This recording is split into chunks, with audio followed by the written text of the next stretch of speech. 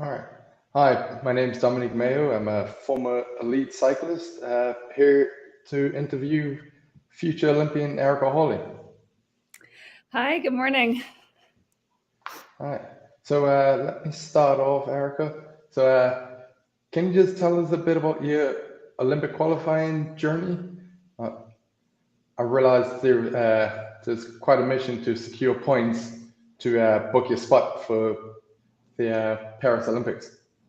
Yeah, so I qualified about a month, just over a month ago, in the last race of the Olympic qualification period, which was 2 years long.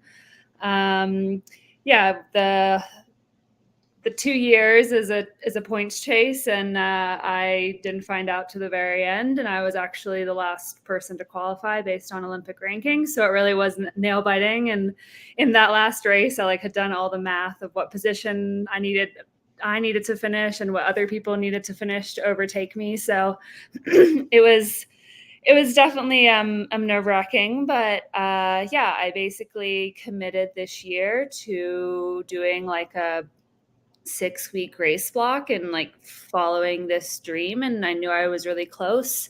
But yeah, there was like 4 or 5 of us who were all really close in points, so I knew that I like couldn't take the foot off the gas and just had to really like keep going for it and like not stop believing. And yeah, I managed to get that second spot for Bermuda, which was tough, but it definitely elevated my game. And yeah, I mean, my first year, so from May 2022 to 2023, that first year window, like I only got like 400 points and I was kind of way off. And then that second year, I got almost 2,000 points. So like I really had a good string of races. And I think that can often be hard because like during that first year, I was still developing. And I mean, I still feel like I'm a developing athlete type thing. Not so much, but like the gains are massive during that time of just like each year out from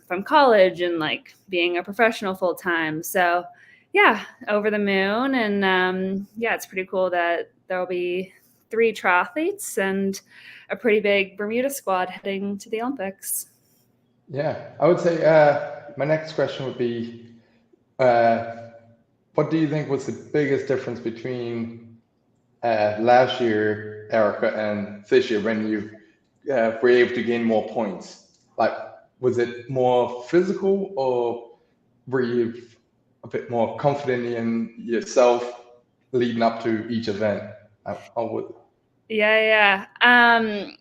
There is definitely like a physical component. I mean, I just feel like as an athlete developing, the mental is huge. And I think like for me, that first year I had maybe my goals were not aligned with my ability. I kind of wanted to race WTS and try and get experience there. And whilst experience is really valuable, it is this double-edged sword of qualifying, because you can get points at like World Cups and also at WTS events. And my pathway really should have been focusing on the World Cups in that kind of 2022 like year.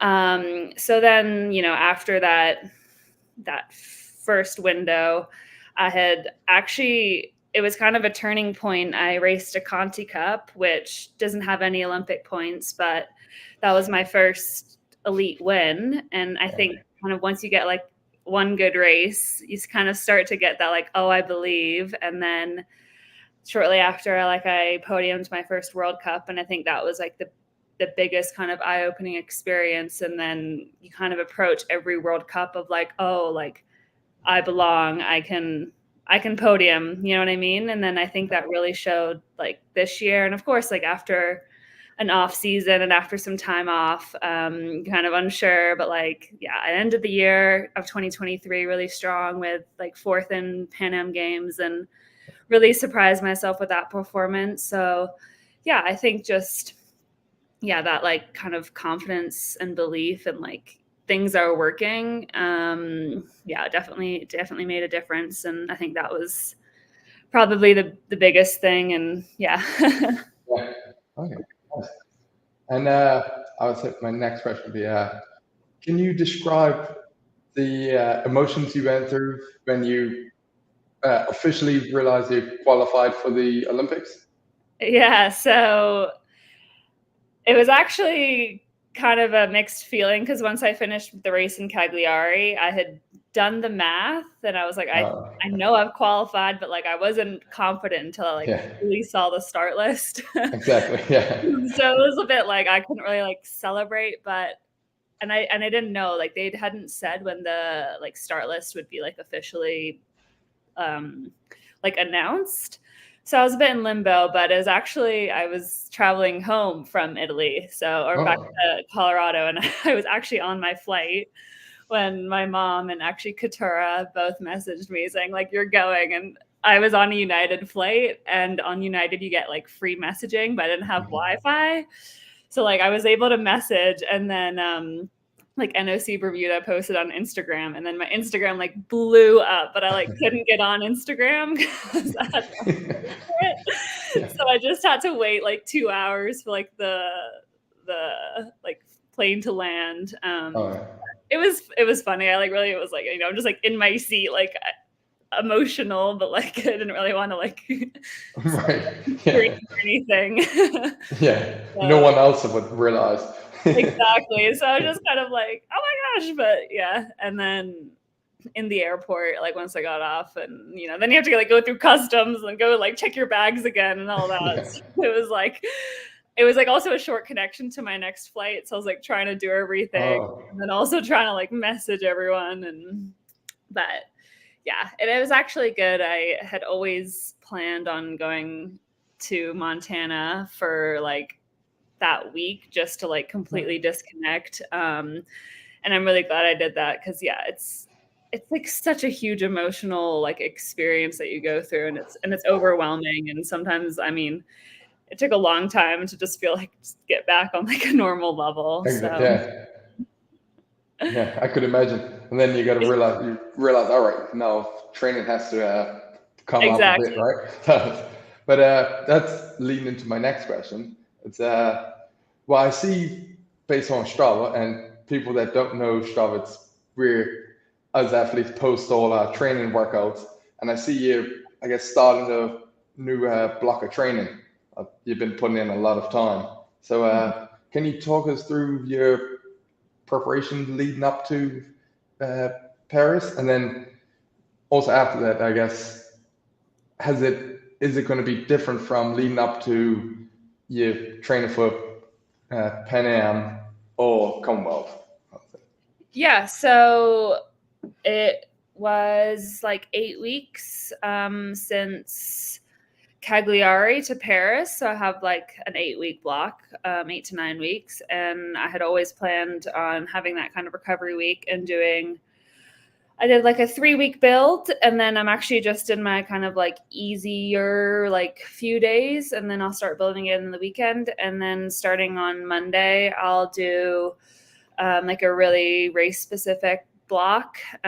So far, I've had no access to Training Peaks, so I don't know what that looks like, but I'm sure it's going to be savage. Yeah, that'll just be more like track workouts and like the really, 40/20s on the bike, the high Ooh, power, okay. high power workouts. Yeah, and there's a great squad here. I've been able to join in on the swims with like Flora and Tyler's squad for my Nice. hard swims, so that's been really good. And I'll probably try and do like a couple like race simulation type like brick workouts. So brick is like bike run. Try and do one of those. Yeah, I think since I had raced so much earlier, like I really wanted to just put in like a solid training block because you feel like by the end of that kind of 6 weeks away, like racing, I felt like my fitness was kind of going down, especially Yeah, big distance. You just can't get the mileage in. exactly. So yeah, and in terms of, I don't think it'll look any different from Pan Am's or Commonwealth Games. The only thing is I'm headed out a week before the race. So normally I would travel like 3 to 4 days before. But I wanted to get there a little bit early and then also be able to go to like the opening ceremony. I thought that was like a really important thing to do. So yeah, the opening ceremony is on the Friday and my race is on Wednesday. I think it's on Friday. So yeah, I was just like trying to figure out the best kind of plan. And all three of us triathletes are actually going to like a satellite town to train for a few days, just because we weren't sure, like with cycling, like I don't know what kind of riding there is in the middle of Paris. Yeah, I doubt it. So that was the biggest thing, and just trying to minimize time on like the trainer and whatnot. So yeah, I do think like one of the biggest things will be managing kind of stress and whatnot in that week. Cause again, like once you kind of travel, I feel like that's when like it gets real. It gets real. Yeah. So like, it's like a week out. Like I have to be able to like keep in check and like, it's good that I'm not going straight into the village. And I think kind of being removed from that. And then, race day. Yeah. I mean, it's great that you got you're able to go to the opening ceremony, because I know most times the triathlon is like the day after opening ceremony. So I think this year was like an exception. I think we're a few days after, but in the past it has been like the next day or 2 days after. And I probably wouldn't do it in that scenario, but exactly, I'm not I'm taking up this opportunity, Right. Yeah, definitely. It's the biggest sporting event in the world. So it's an amazing opportunity. But I guess on to my next question is obviously having Dame Flora Duffy as a teammate, how do you sort of I guess ask her how to prepare for anything, like any like tips on preparing for this like big event? Honestly, I haven't really so far. I mean, it's kind of an interesting scenario because we've not had much race overlap ever, like, Commonwealth, and we raced Cagliari together, but I feel like we've both, like, I'm normally traveling as an individual and whatnot. But I think for this games, like Dan will be there as coach. My coach will be there, and Flora and Tyler's coach will be there. So I don't know. I think every athlete anyway, like prepares individually, and I don't like train with her on a day-to-day basis. So I feel like I already have kind of my like network in my group. Of course, I like look up to her and I can ask her things, but like specific kind of, I don't know, race, like how do you mentally prepare for this? I probably would go to someone else. Yeah, that's such like a loaded question, and everyone kind of copes with that kind of thing differently. So yeah, I think it'll be really fun. I mean, all three of us, I mean, we all know each other and are training here. So yeah, I think it'll be a kind of I'm really excited to have kind of that team. Training before and whatnot. We don't really have that. So. Yeah. All right. And then, I mean, this is a bit of a loaded question for an athlete about to compete, but like, do you have any goals in mind for the race, like result-wise? I mean, you don't have to answer that because obviously it's people understand you don't want to put too much pressure on yourself before. But. Yeah. Well, I think anyway, like I'm never trying to set like a result necessarily. Like I try not to set goals where I'm like, I want to finish top 20. Like, yes, I might think that, but like it's more kind of the process and, how do I execute a good swim, bike, and run? And I think that's the most important thing. And I mean, I definitely feel like the pressure is a bit off, and the pressure for me was to qualify, and I had all of that pressure, like, I mean, not really from like intrinsic pressure and whatnot, and I think I coped with that really well. And for me, just getting to the big stage was, you know, super exciting. But at the same time, it's a great opportunity, and I've raced probably everyone on the start list. And Olympics does look different than, say, like a Cagliari, which I just raced, because, you know, each country can only send 3 people. So yeah, I don't know if I have a specific like place in mind, but I definitely want to execute like a race that I'm proud of. And yeah, I think just believing, you know, that I belong there is part of that equation, you know. Thank you. I think that was my last question. Great. Nice talking to you. Yeah, And, it was good to yeah, good to see you. Good luck in Paris, and I'll see you when you come back to Bermuda. Yeah, I'll be back afterwards. So Cool. Yeah, I'm sure I'll see you and catch up. But yeah. thank you. Thank you for having me. Okay.